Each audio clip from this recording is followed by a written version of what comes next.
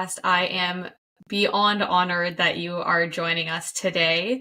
I have a whole host of questions that I'm excited to walk through with you and get your perspective on and hear your journey over the years growing Wattpad, selling Wattpad, and starting your new venture with your wife. But where I'm interested to start, and this is just a line that I read on your LinkedIn profile, that you are a recovering CEO. So I wanted to start there and understand, what does that mean, and how did you come up with that phrasing?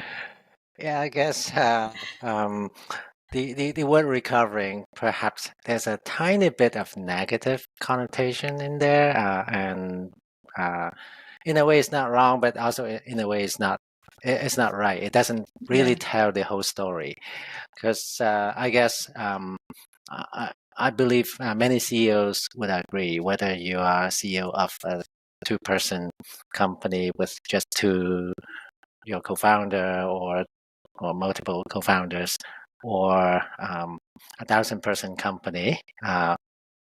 All CEO would agree with one thing: it's a super stressful job. It's perhaps you can delegate a lot at scale, especially, but the decisions that you have to make, perhaps just one decision every month, could be a decision that completely changed the trajectory of the company, and that type of decisions are super stressful, and that's why it's like having a good exercise, going to the gym. You need to recover. Doesn't mean exercising is bad. Sometimes it's actually freshen you up, but you just need some time to recover. Yeah, that makes sense. It is probably one of the toughest jobs out there. So now, post CEO life, how are you enjoying it, and what are you focused on day to day now? Yeah, so I guess I'm forever recovering. I don't mean to say this in a negative way. It's just that the next thing after on my LinkedIn profile after recovering CEO is three-time entrepreneur. So for me, I just don't have it in me to start the fourth one. The reason is nothing I don't like it, nothing I didn't love my job. In fact, it's exactly opposite. But the fourth time sounds a little bit repetitive. I'm not sure it's motivating enough for me to do the same thing over and over again. In a way, it's almost like you've been to the Stanley Cup final a few times, and perhaps I still want to go there, but perhaps in a different role. It's the same game, and that's why, as a venture capitalist now, is in a way it's still giving me all the same adrenaline, and at the same time I feel like I'm growing, I'm learning, I'm doing something new. It's a new challenge, and I think that's a net plus to me. Yeah, so I guess with starting two small fish, you're able to kind of stay in that entrepreneurial world in a different way, and helping other people achieve that that Stanley Cup, or achieving that end goal. But and we'll get into two small fish. I'm curious though, when in your journey, maybe it was coming to Canada or your family or other influences, but what made you realize that you wanted to be an entrepreneur, or that was a path that excited you? Yeah, perhaps I'll give the audience a little bit more background. Please. My family moved here after I finished high school. I was 18 and 11 months at that time, and technically an adult, legally an adult, but practically still a kid. So at that time, I got enrolled into electrical engineering at U of T. And then I got my master there, and I guess many immigrant families would go through the same thing. The first generation, they try so hard to bring the next generation to a new country. We have to make it work, and the one thing very common is, well, find a stable job, find a good job that Right. high pay. That's I would say most immigrant families would hear the same thing. I don't need to convince anyone here. In a way, I'm not saying I just listen to my parents. I do want to make my own decision, but definitely parents made a huge influence on me. So my first job was at IBM, and I believe after the first day, I know this is not me. I know large corporation is not me. Wow. So I think 9 months later, I joined a tiny startup company at that time called Delrina. And keep a long story short, when I joined, it was maybe 50, 60 people, something like that, and maybe closer to 100. I actually don't know the actual number, but definitely under 100. And one of the reasons I joined was my girlfriend, then girlfriend, now wife. We met in school, and Eva got her first job at the arena, and I saw her such a big contrast between IBM, a big corporation, and a tiny company. When she joined, it was like 20 people. And so 9 months later, I joined, and it was one of the luckiest and best decisions in my life because I have the chance to work for some amazing entrepreneurs and saw the company grew from like 20 people when Eva joined. I joined 9 months later to like 4 years later, it became an 800-person company and gets sold for $500 million. And that was in the 90s, right? That was a big Wow. deal when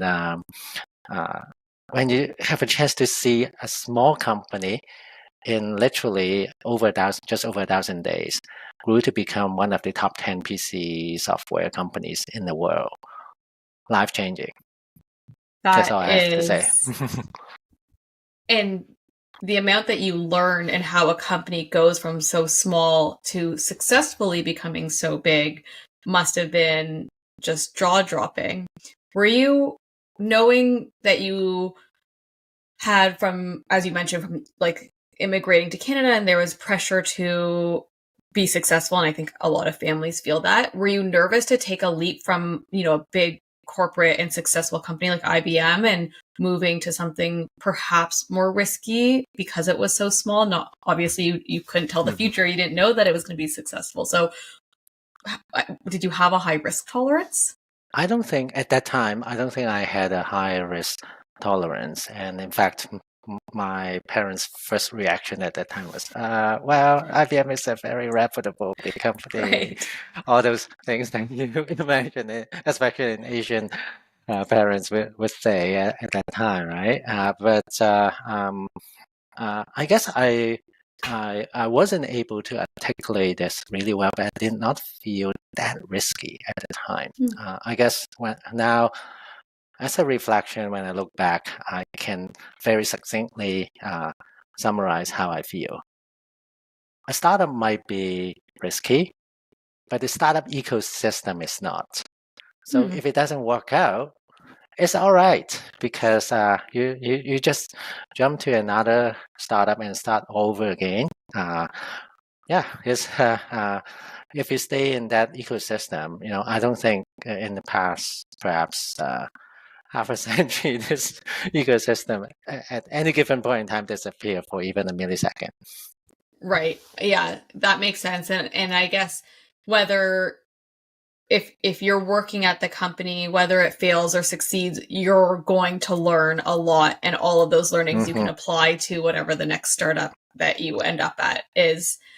Which takes me maybe to the next part of your journey there. So you were part of this company that rapidly grew and exited. Then what for you and for Eva at that point? Mm-hmm. Yeah, so I think after not even a year, all the founders left. Mhm. It's almost like the Raptors after winning the championship. They went off to different teams, and that's only natural. I think after a year or two, Eva left and joined ATI, now AMD. It was ATI, for those who might not remember, it was actually one of the largest, maybe the second largest or third largest tech acquisitions in Canada ever. It was the world's number one graphics chip company. Second was NVIDIA, and ABM, not ABM, AMD bought them maybe in 2006 or something. And for me, I took the very unusual path when everyone left and went on to start their own company or join other company. I actually stayed on for another 4 years. Symantec acquired Arena at that time. So I worked there for 4 years. And I would say it was kind of unusual, but it was one of the best decisions as well, because I didn't have to switch the job. It wasn't a new environment. Of course, over time, it evolved into more like Symantec, get assimilated. It's a new environment, but it's not an abrupt change, first of all. And secondly, Symantec was a far larger company than Arena, even at that time. I think they were number 3 in the world in PC software at that time. And I learned how to lead, how to manage a large team, interact with various stakeholders. That's the skill that you possess only when you work for a scale up or a large scale company. So in a way, it's very, very complementary to the skill that I acquired early on from the amazing entrepreneurs. And perhaps unintentionally, I didn't know I would need that skill when I ran Wattpad when it was at scale. So when Wattpad was close to the acquisition, the organization was a few hundred people, and how would I know the skill to manage such a large team? And I actually recycle a lot of that when I learned from Symantec. You never think that a skill you're going to learn at a company that grows to that scale is going to help you at the end of your entrepreneurial journey, or at the end of your startup experience when you are managing a large team, because in the beginning you're starting with a handful of people, if that. So you're like, I didn't need those huge big team leadership skills. But I think it's amazing that you are able to pull that thread throughout the entire experience from building. Yep. But that was one of the things that I was curious about, is growing as a leader from employee 1 to employee 100, and how whether it was at Wattpad or previously, but what are some of those learnings that you took? Because a leader at a team of 1 to a leader at a team of multi levels is very different. Yeah, I guess as a reflection, I would say the early startup founders, the skill that they need to perform, is very, very different than a leader or a CEO at a few hundred, a few thousand people. Completely different skill. At the same time, one thing that few people talk about, and I think that skill is actually extremely valuable but rare, is scaling, going from 0 to 1 and to 10 to 100. Right. Is also a very completely different skill. There are a lot of people, lifetime career is in a large corporation. They can run a big corporation like the back of their hand. But going from a smaller organization to a bigger organization, I think that's require also a completely different skill. And I think that's one thing that I truly, truly appreciate, and especially when I look back, and I think very few people have that skill, to be honest. Are there some elements of the skill that stand out to you from 0 to 1 to 100 that you would be able to point out the difference in those leaders across the scale?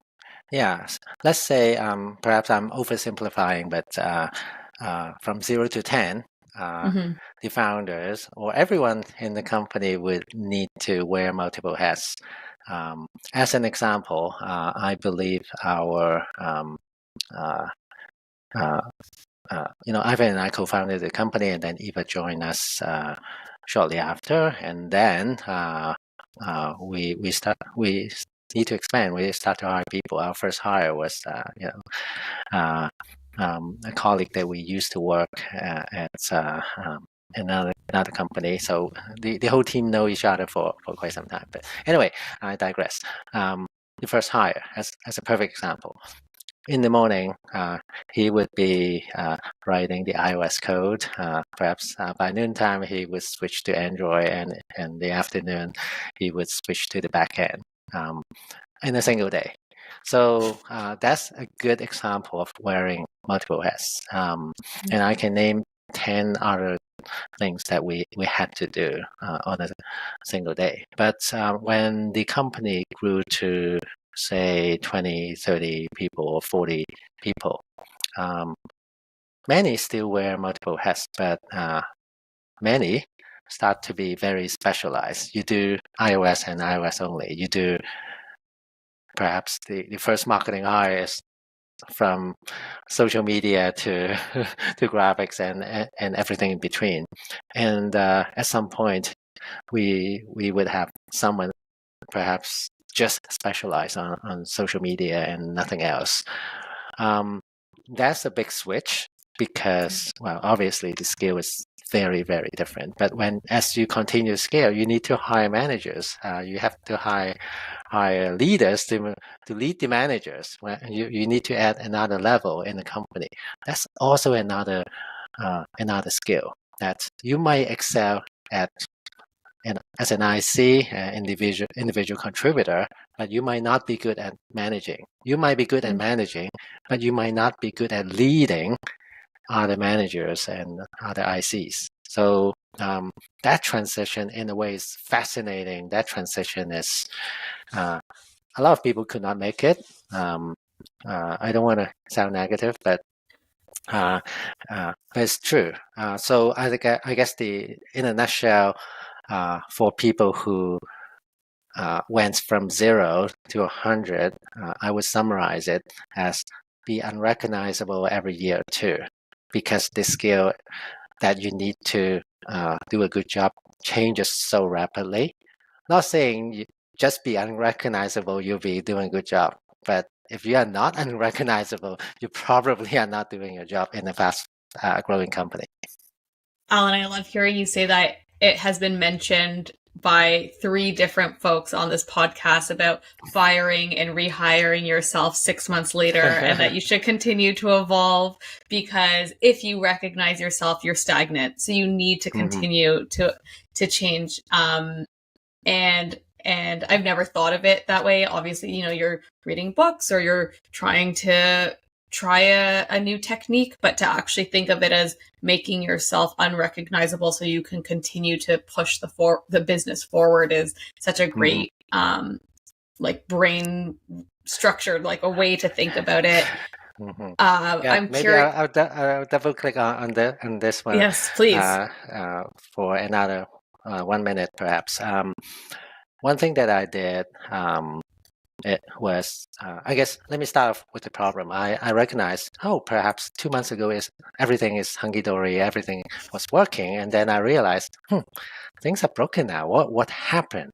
It's not like the process or whatever you do automatically got broken. It's just the fact of scaling. So one thing I did, and I'm using this as an example, there are other things that I did as well, is every year I look at my calendar and see how I spend my time. And every year I have to make some adjustments, because what worked 12 months ago might not work anymore. So they are tasks that I have to give up, delegate. Now perhaps the team, I hire that function, I hire that person I could delegate to. And that's super helpful.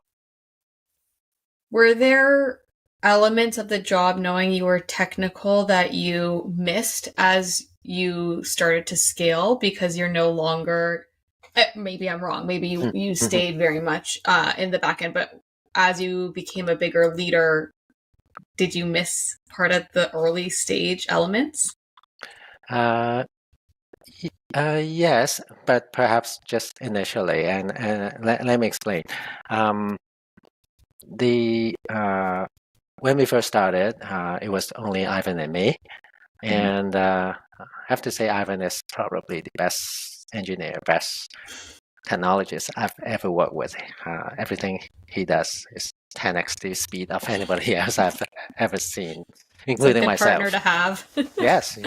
So initially, I would say I resisted the temptation. I almost couldn't resist the temptation to write code. I love doing that, and even though before I started Wattpad, I already start leading large team or larger teams, right? So there was at one point there was a piece of code that he didn't have time to do it. It's a standalone piece of code that kind of throw away, and I couldn't resist the temptation of doing that. And I quickly realized, well, why?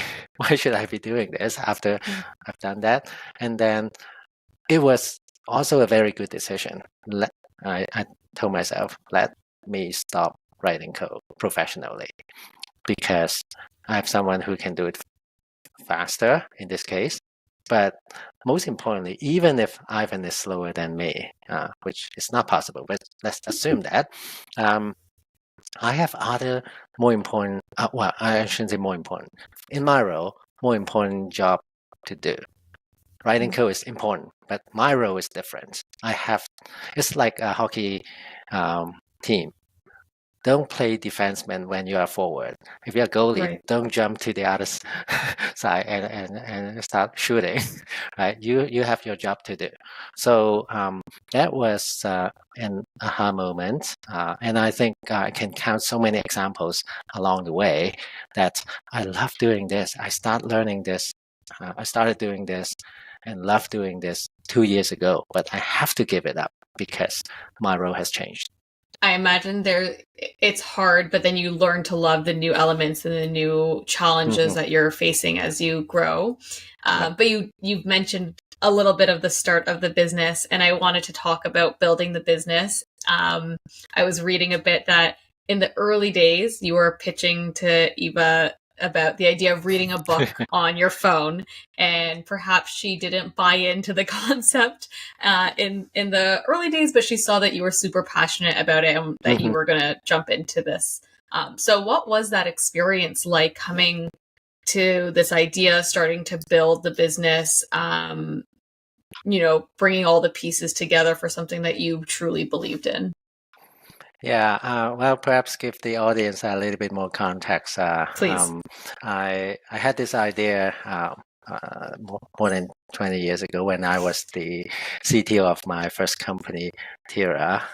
It was a mobile gaming company, but I love to read, so I did that prototype. But it didn't, of course, the phone size, the phone capability was so primitive at that time.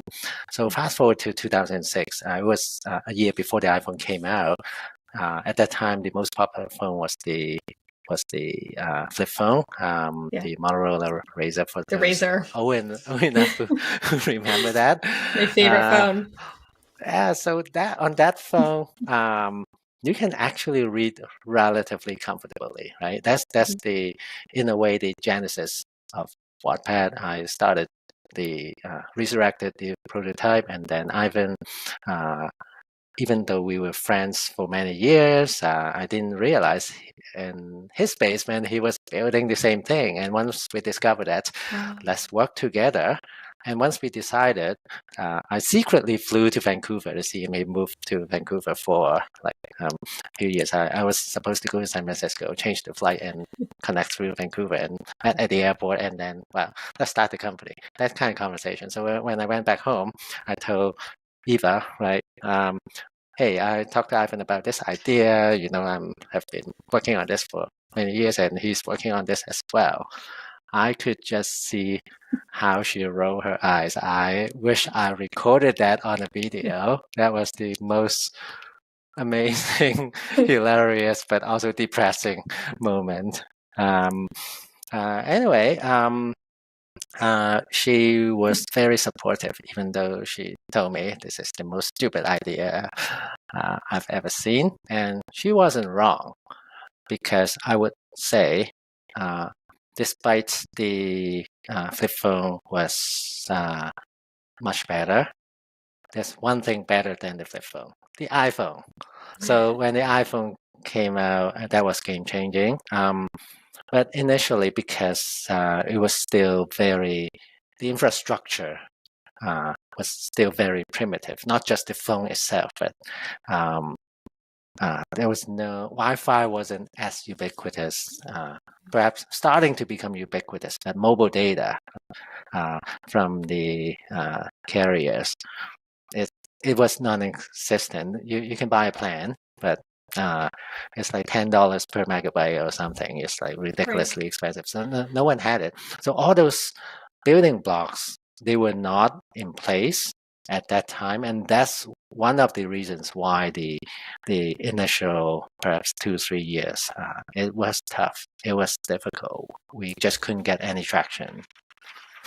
Did you, knowing that these were going to be roadblocks in the success of Wattpad, not being able to have internet all the time, not everyone not having an iPhone the day it came out like that, was your mindset, well, eventually technology will catch up, that this will, like, this makes sense? Or was it that you would create Wattpad in a way to live in a world where not everyone had an iPad and Wi-Fi wasn't everywhere? Like, how did you think about that?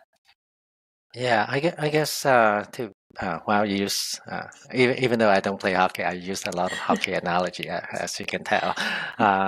What does Wayne Gretzky said? Don't go where the puck is, go where the puck will be. Right? That's his famous quote. And I think we in a way we all of us, all three of us, Eva, Ivan, had the ability to kind of see the future in a way. We partially it helped because all three of us also work at Tira Wireless. Right.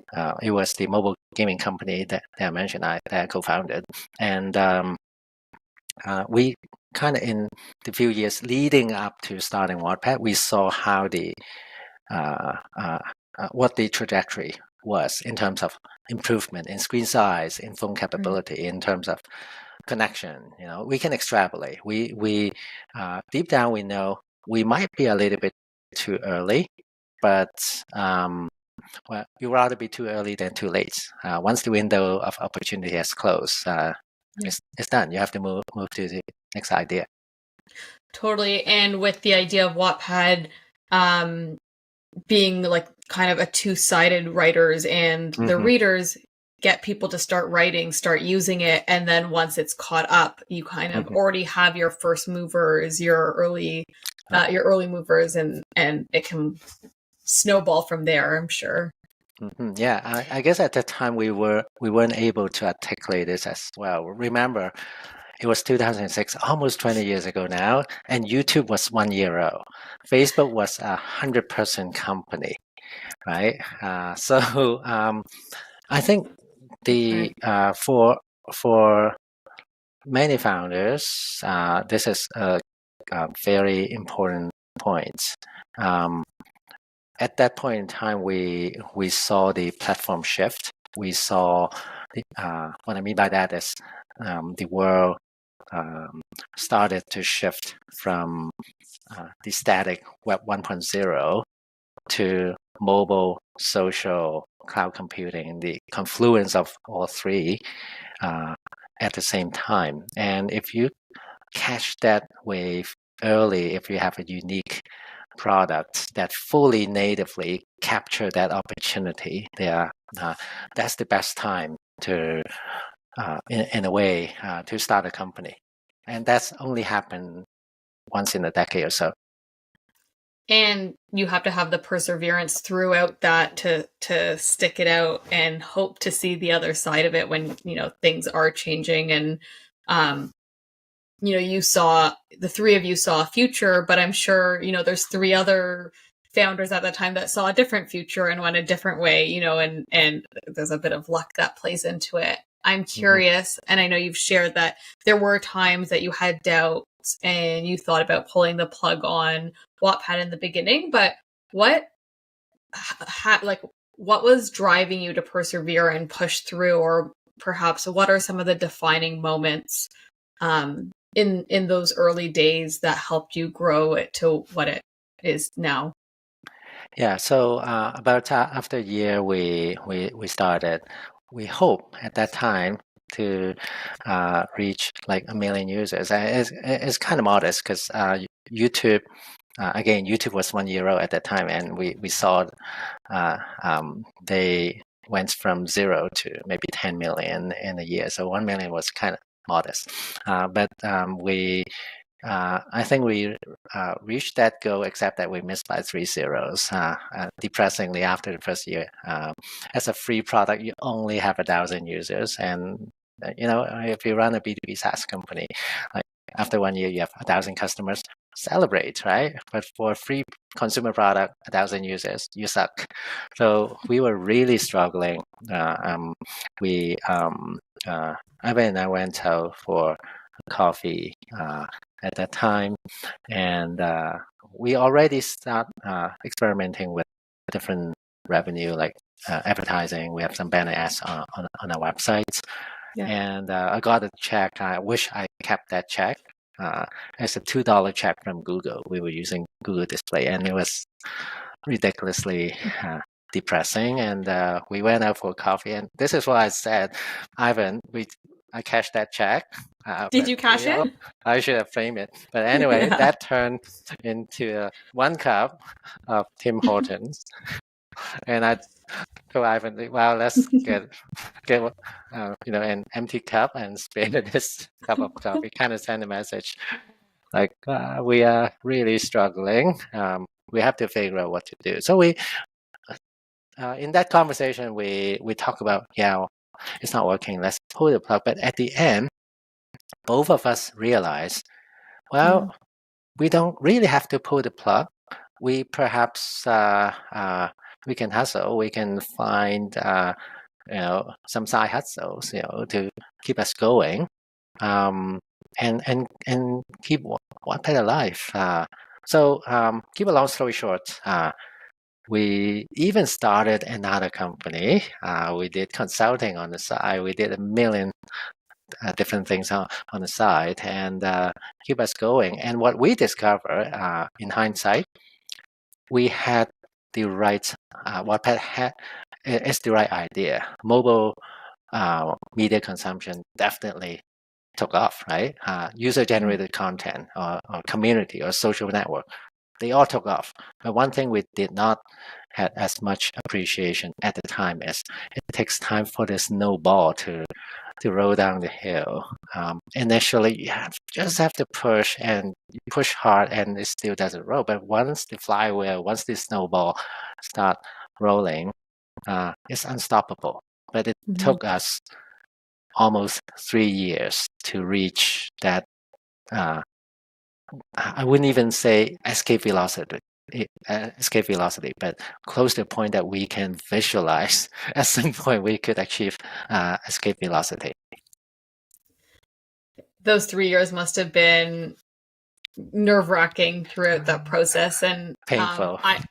I can't even imagine. I wish you framed that check as well, but I'm curious about, as you have the snowball started rolling and it started to work what was the monetization models, and was that a key component to you in building Wattpad, is figuring out how to monetize it, or was that more of an afterthought? Like where did that play into building this, and what did it look like in the early stages or throughout? Well, we were bootstrapping for like 5 years almost. Well, we raised a very small angel round in between, but it took 5 years before we raised a proper round of funding, and that round was like led by Union Square Ventures in New York. You know, they were the first investor in Twitter, and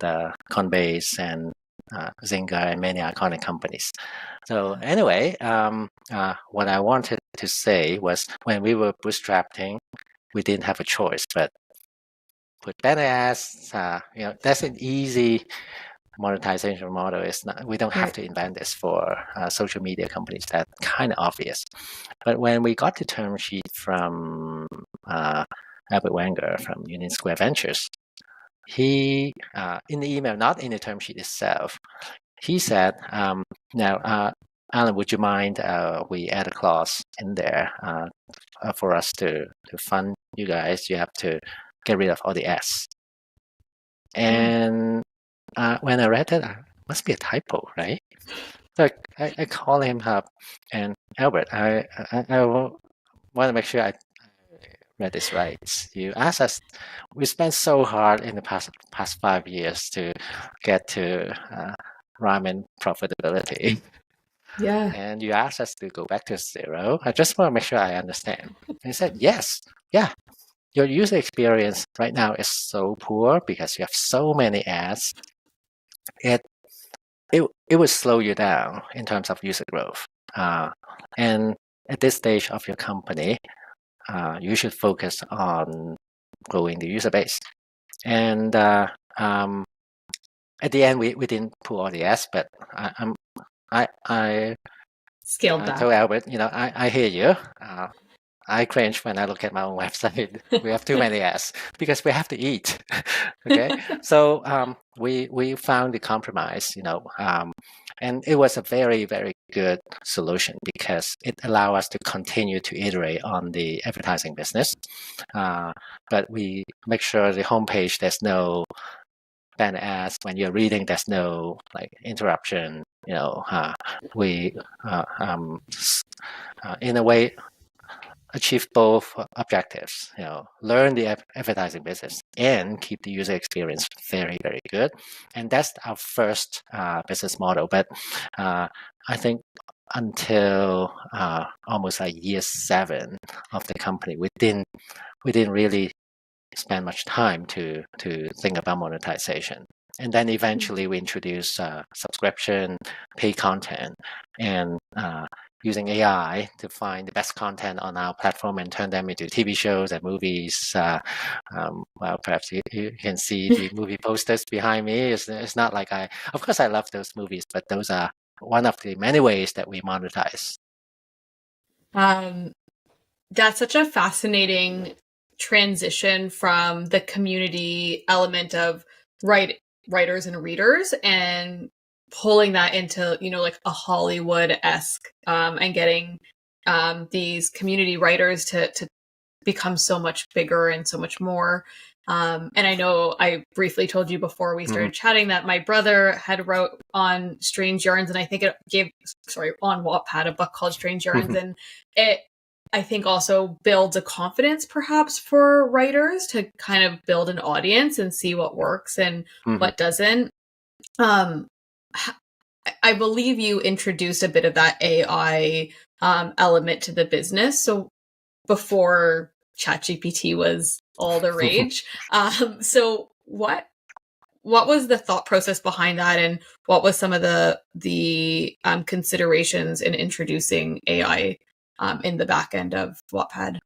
Yeah, it was year 2012. After we raised Series B, we were still very small. We had like 25 people in the company, but we were swarmed by one thing: data. I can't remember the numbers, probably 10x smaller than when we exit. But around 10 million users, but they are highly engaging. They post millions of comments every month. So we couldn't just manually look at the data and figure out the trends, So we hired our first data scientist, our founding data scientist, Brandon. That was the best decisions. One of the best decisions throughout the journey. We made a lot of very good decisions, I have to say, but it was one of the best. Yes, hiring him help us learn about something called machine learning and artificial intelligence. It was 2012. Remember, no one was thinking about no it. one knows the AI godfathers. Artificial intelligence was only in science fiction, but I think we probably were the first companies that actually deploy this. I wouldn't claim we are the first, but definitely the Early. first batch of the companies that start to use AI to mine the data and also predictively find the best content on our website, on our platform. We at one point, as an example, a very not very popular story. We predicted that based on analysis, based on the AI is telling us, it would become the number one on our platform in a year, and it actually happened. That was the aha moment after the aha moment that this thing actually worked. I think it was maybe 2014, and we start to see the fruits out of this. What one that is spectacular and clearly made you feel like, wow, we just made an incredible decision. What did you then do with some of that information? If thinking back, what were those key learnings that the insights provided you that made some maybe pivotal moments for the business? Yeah, another pivotal moment of the business is expanding from a reading and writing platform to a full-blown entertainment platform that includes movies and TV shows. It also happened around that time when Brandon joined us. I think around 2013, perhaps maybe a year later, we start to partially because of looking at the data that there was an aha moment. Wait a minute, this is not just the reading and writing engagement. We are sitting on a gold mine of content or creative IP, creative intellectual properties. And once we made that not switch, but once we had that aha moment, then we realized, well, perhaps we should even change, change too strong a word, refine our vision and mission, so that it's not just reading and writing. If you look back, maybe 10 years ago, 12 years ago now, and around 2012, the company mission was like we want to be the billion person using the platform to read and write, something along this line. And then we switched to entertain and connect the world through stories. Very simple. In 2013 or 2014, that was the precursor to the Wattpad Studios that we launched in 2016. But there were years leading off to that, and I would give data and AI a lot of credit. Not the only thing we did at that time to help us find that aha moment, but definitely one of the key reasons. Hearing you tell the story and just thinking about where you started and the journey to where you ended up, I'm sure when you reflect on it, you're just in awe of like this whole experience. And I want to hear a little bit more about the transition to Two Small Fish and how you and Ava have started your fund and what that looks like. And I know it's focused in Canada, so maybe a little bit of why that's the focus of the businesses Mm-hmm. you're invested in, Mm-hmm. and a little bit about Two Small Fish. Yeah. So Two Small Fish is almost 10 years old now. Eva left after we raised Series B around 2013, exactly 10 years ago. She left, Okay. took a year off.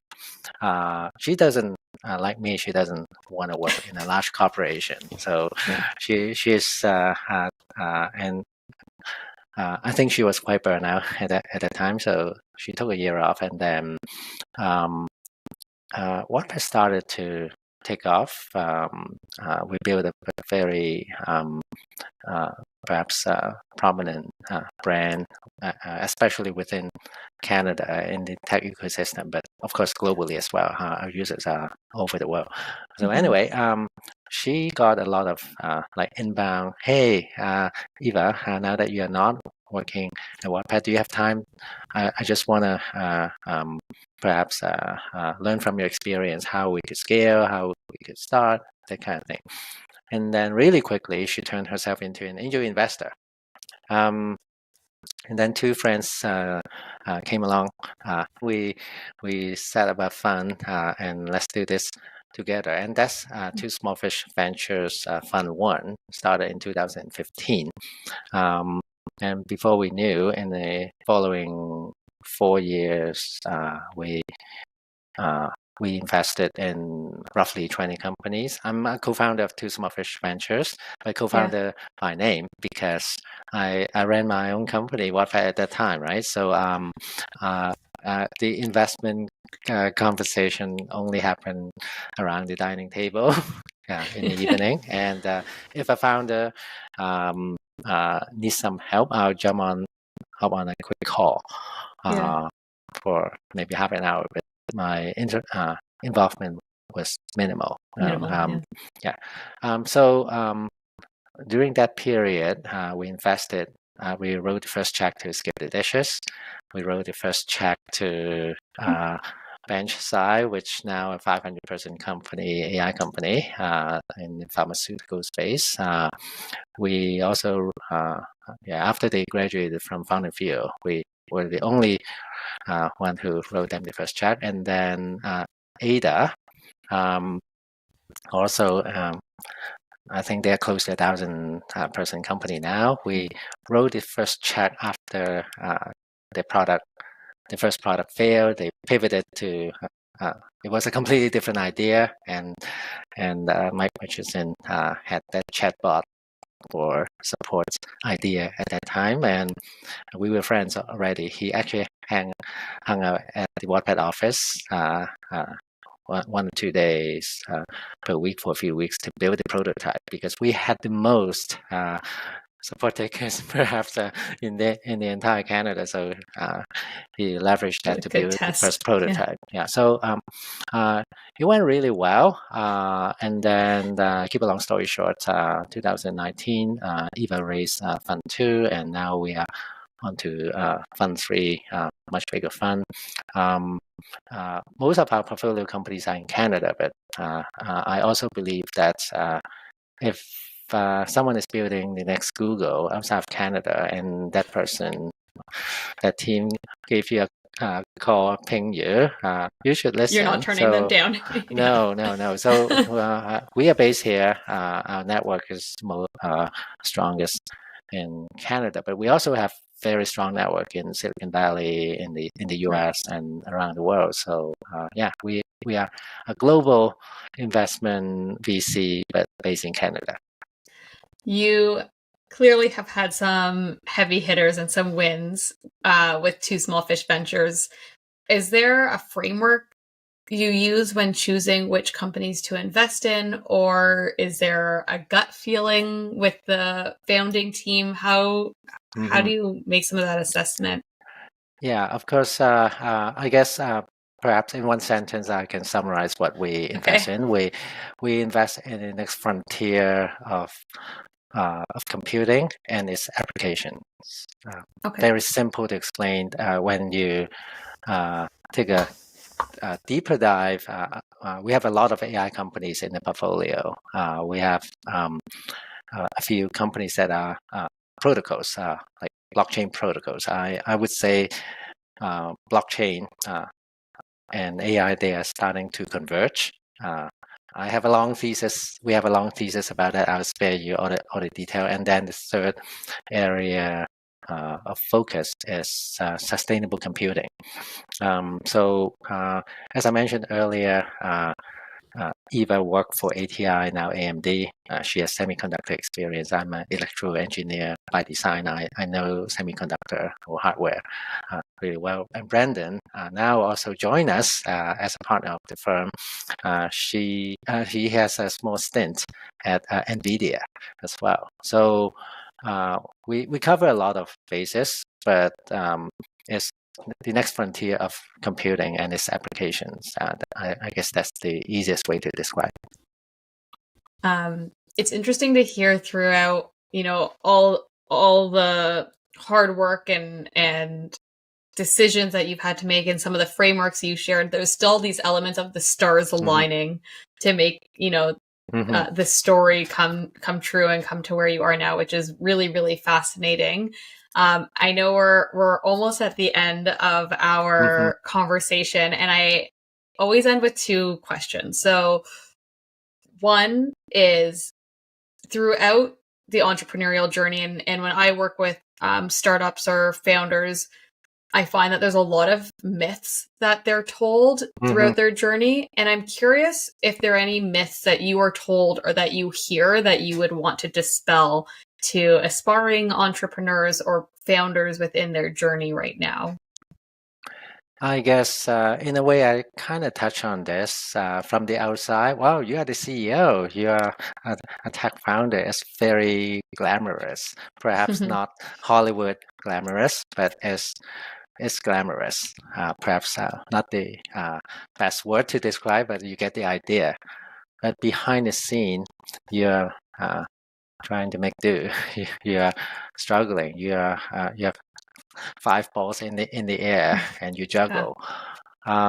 So the struggle is real, and in a way, that's why Too Small Fish is very unique in a way that I actually spend most of my time helping founders to scale from just the founding team to perhaps to all the way to a scale up.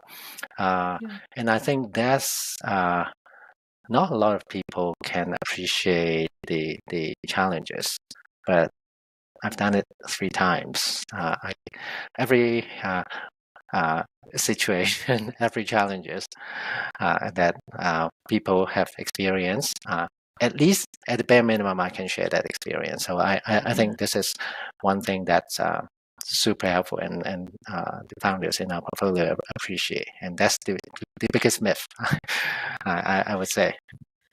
Yeah, I think that's a real one. I think a lot of the time when people are thinking, even like young kids coming out of university, I want to be an entrepreneur, I want to be rich, and it's like it's not as pretty as it looks. It is hard days, very low bottoms, and obviously there's wins and you have to take time to celebrate those, but it's a grind.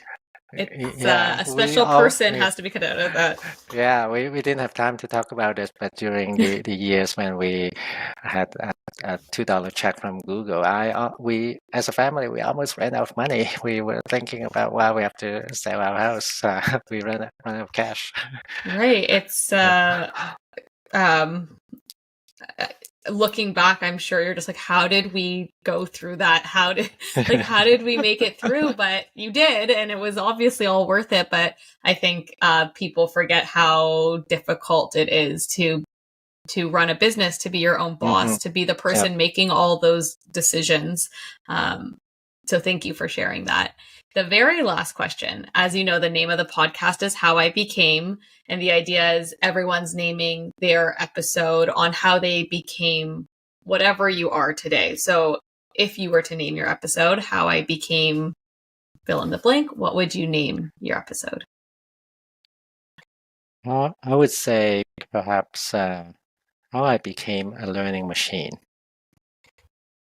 Not going to repeat what I said early on. You have to be unrecognizable every Yeah. 2 years. Just unrecognizable is not enough, but if you run a fast scaling startup, the end result, the outcome, you just become unrecognizable every 2 years. And behind that is you just need to keep on growing, keep on learning.